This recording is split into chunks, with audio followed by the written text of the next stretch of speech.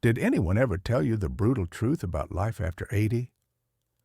Crossing into your 80s brings a quiet shift that few people talk about. Not the surface level stuff like birthdays or slower mornings, but the deeper, often unspoken changes. It's a time filled with both wisdom and loss, presence and distance, deep peace, and sometimes deep loneliness. And if you're not prepared for some of those shifts, they can catch you off guard, leaving you wondering, why didn't someone tell me? In this video, we're walking through 5 brutal realities of life after 80. Not to scare you, not to depress you, but to offer clarity. Because when you see these things coming, you're no longer at their mercy. You can prepare for them, and you can meet them with strength instead of surprise. We'll talk about the shrinking circles, the body that doesn't bounce back the way it used to, the creeping dependence that feels uncomfortable even when it's necessary, the quiet way society starts to overlook you, and that strange ache that shows up when old regrets meet too much time and too little purpose.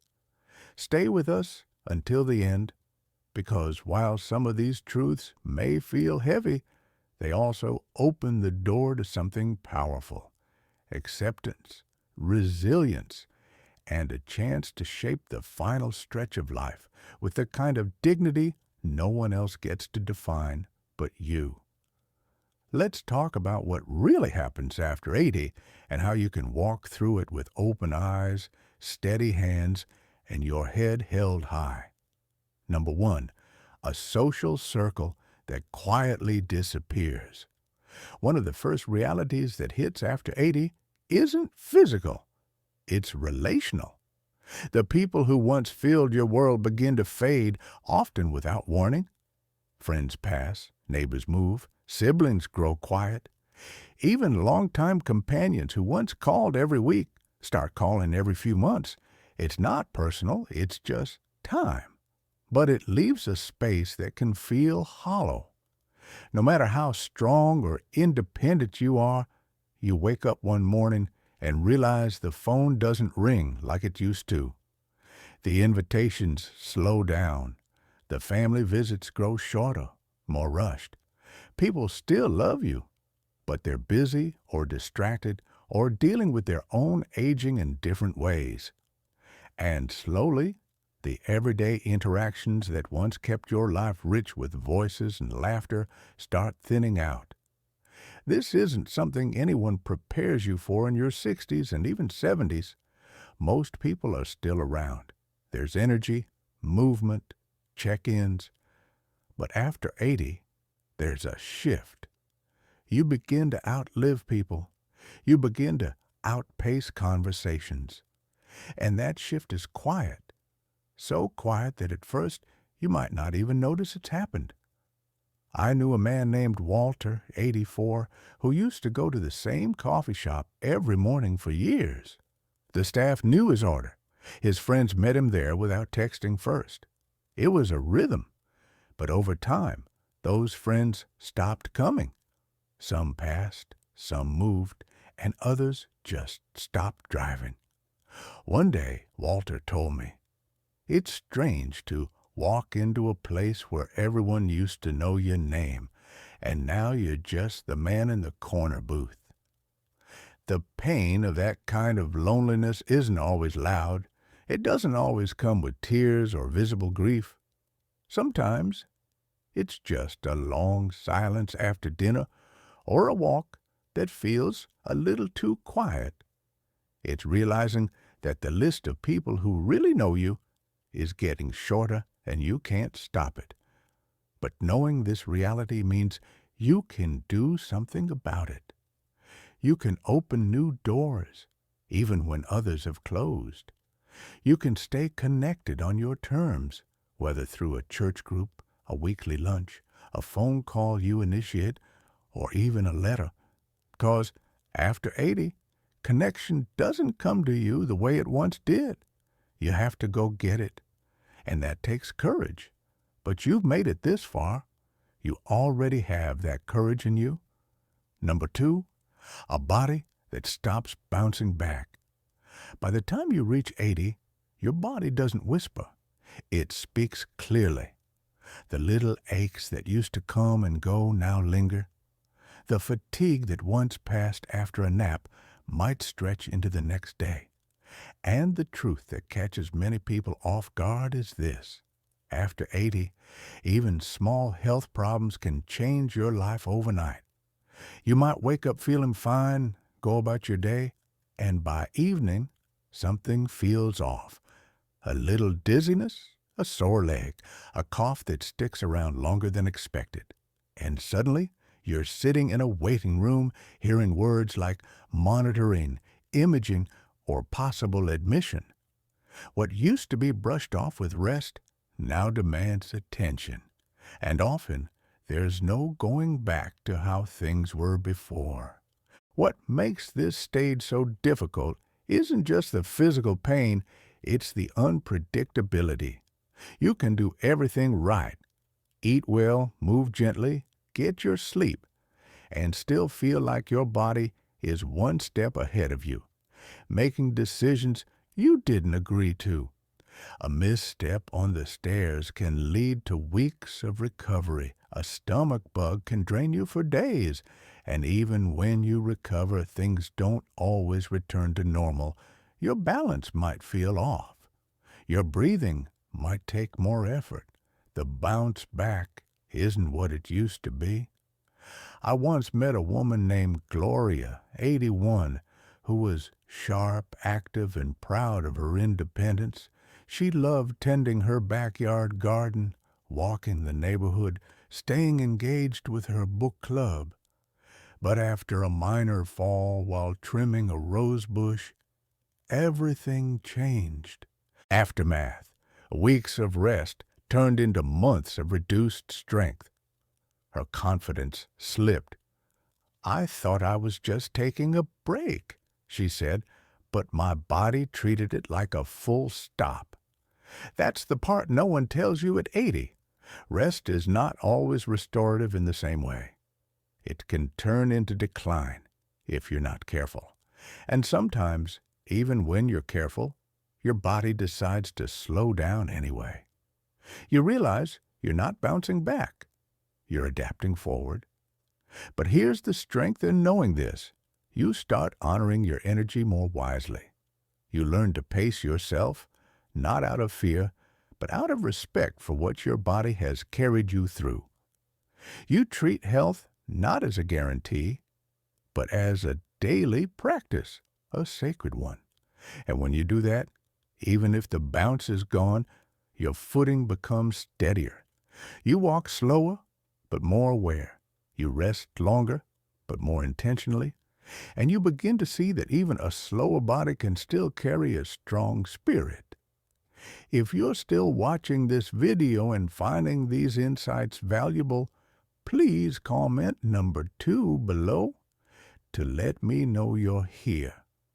And if you haven't subscribed yet, I recommend you subscribe and turn on the bell so you don't miss any videos. Your support helps us continue creating good content to inform and inspire you. Now, let's move forward. Number 3, a growing need for help. No matter how independent you are, one of the hardest pills to swallow after 80 is this. You start needing help for things you used to do without thinking. It doesn't happen all at once. It creeps in quietly, subtly, until one day you notice you're avoiding the high cabinets. You're holding onto the railing just a little tighter. You're hesitating before getting behind the wheel on a rainy day. And even though part of you still feels capable, another part knows some things aren't as easy anymore. What makes this reality difficult isn't just the physical shift, it's the emotional one. For those who've lived decades taking care of others, the thought of becoming the one who needs help can feel deeply uncomfortable.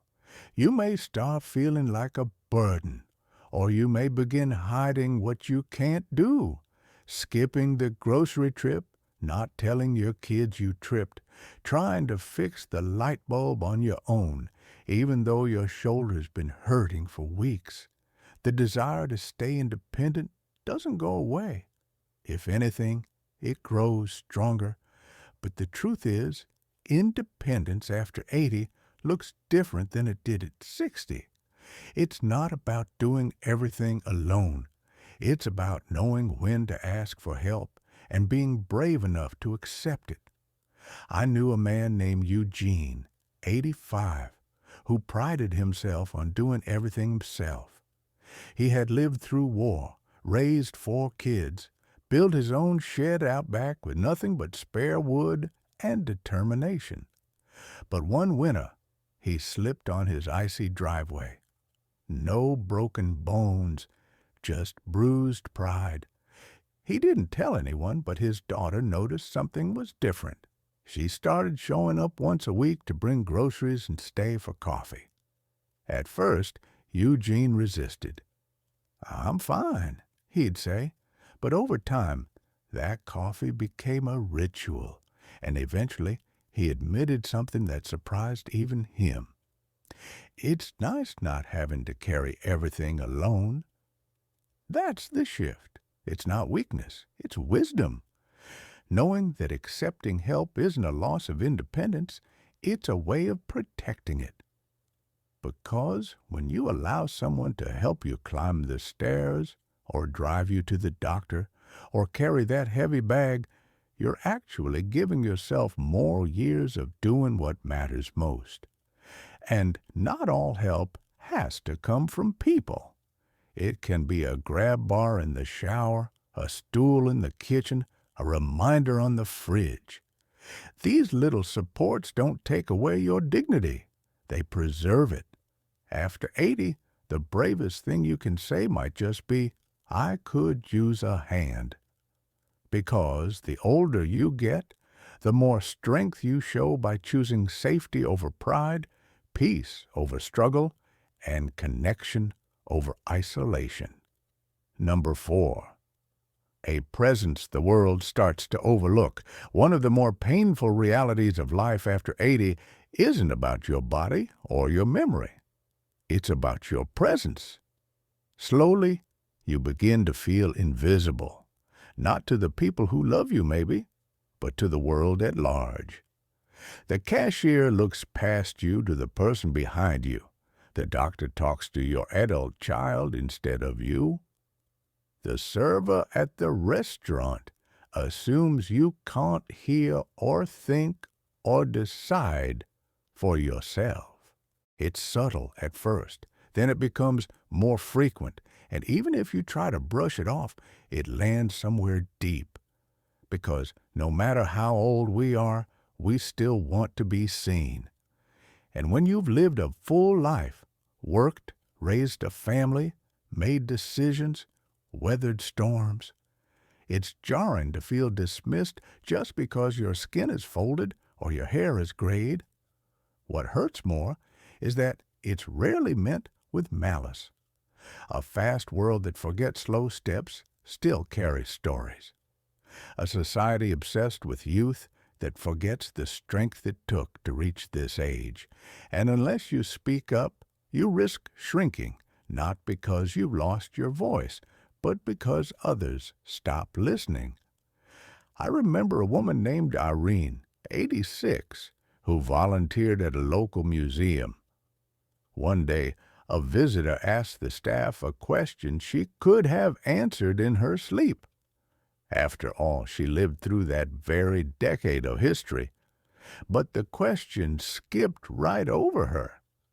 When I asked her how she felt, she just smiled and said, "I'm used to it." But there was sadness in that smile, the kind that comes from being seen as furniture instead of fire. But you are not furniture. You are not background. You are still here, still thinking, still contributing. And just because the world sometimes forgets that doesn't mean you have to. So what can you do? You speak anyway. You ask the questions. You offer the opinions. You vote. You share your stories even when no one asks. You stand up even if your knees wobble. Because every time you claim your space in the room, you remind the world and yourself that you are not done yet. You are not invisible. You are a living library, a witness to time, a voice that still matters. And you don't have to shout to be heard. You just have to refuse to disappear.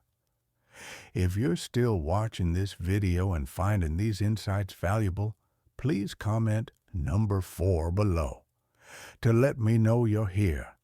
And if you haven't subscribed yet, I recommend you subscribe and turn on the bell so you don't miss any videos. Your support helps us continue creating good content to inform and inspire you. Now, let's move forward. Number 5, a sense of regret. If purpose isn't redefined as you move deeper into your 80s, a strange quiet settles in. Not just in your home or your schedule, but inside you. Life slows. The calendar isn't as full. And with that slowness comes space. Space to reflect, remember, replay. That can be beautiful, but if you're not careful, it can turn into something heavy. Not the loud, dramatic kind, the quiet kind, the "I wish I'd spent more time with them" kind, the "why didn't I take that chance when I had it" kind, the kind that shows up when you have time, but not always the energy or freedom to do the things you once postponed. This isn't something people talk about much. We celebrate the wisdom of aging, the freedom of retirement, the joy of grandchildren, and all of that is real. But so is the lingering question that often goes unspoken. What now? If you've spent your whole life working, giving, running, raising, serving, then it all stops. It can feel like your purpose is fading with it. I knew a man named Stanley, 88. He had been a teacher for over 40 years. After he retired, he felt proud but also strangely hollow. "No one needs me anymore," he said once. But that wasn't true. He just hadn't yet found a new way to be needed. Because purpose doesn't retire. It changes shape. Maybe you don't build houses anymore, but you build confidence in your great-grandkids with your stories. Maybe you don't lead meetings, but you lead with presence when someone is grieving. Maybe you don't solve big problems, but you solve loneliness with a smile to a neighbor. The danger of regret isn't that you've made mistakes. We all have. It's that you sit in them too long without turning them into something meaningful. But when you redefine purpose, not as productivity but as presence, you begin to realize that you still have so much to give, not just to others, but to yourself. Because the most important work you'll do after 80 may not be for legacy or applause. It may be this: waking up with kindness in your heart, curiosity in your eyes, and enough courage to ask, "How can I bring light today, even if just a little?" That's not regret. That's redemption, and it's never too late to find it. Final thoughts. Reaching your 80s is no small thing. It's a landmark built on decades of love, loss, effort, change, and resilience. But with that strength comes new challenges, some of them subtle, others hard to ignore. And facing these realities doesn't make you weak. It makes you honest. It means you've lived long enough to see life for what it truly is: unpredictable, sometimes unfair, but still deeply worth showing up for. So, which of these 5 realities struck you the most?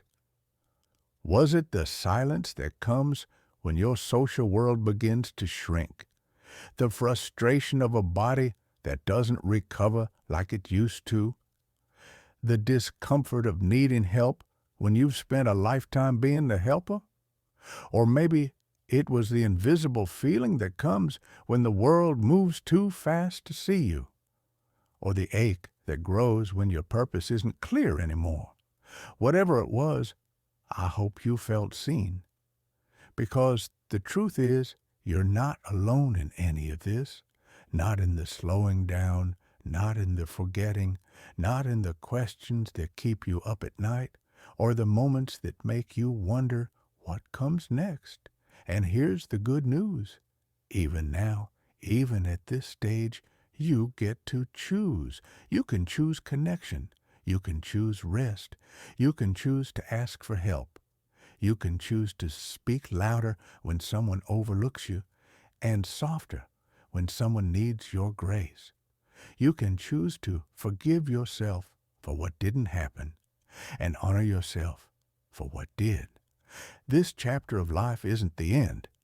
It's the deep part of the story, the part where every word carries weight, the part where small gestures mean more than grand ones ever did, the part where your presence, your patience, your perspective, these become your power. Thank you for joining us today. We'd love to hear from you. Leave a comment below and share one thing you learned today and how you plan to use it in your life. Your thoughts are important to us, so don't hesitate to share them. Reading your comments gives us great motivation and encouragement. If you enjoyed this video and found it helpful, please like, subscribe, and share. Your support helps us continue creating good content to inform and inspire you. Thanks for watching, and we look forward to seeing you in the next video.